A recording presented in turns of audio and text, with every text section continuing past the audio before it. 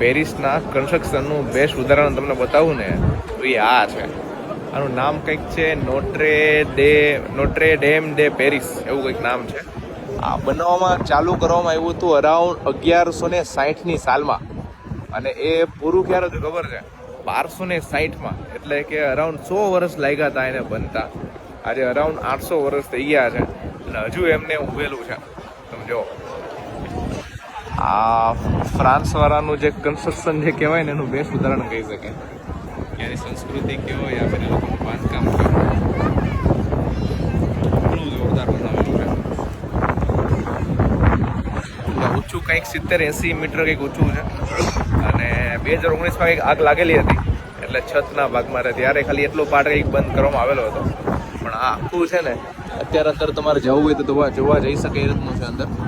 પણ મને મ્યુઝિયમમાં ઇન્ટરેસ્ટ છે ઓછો, એટલે જોવા જતો નથી.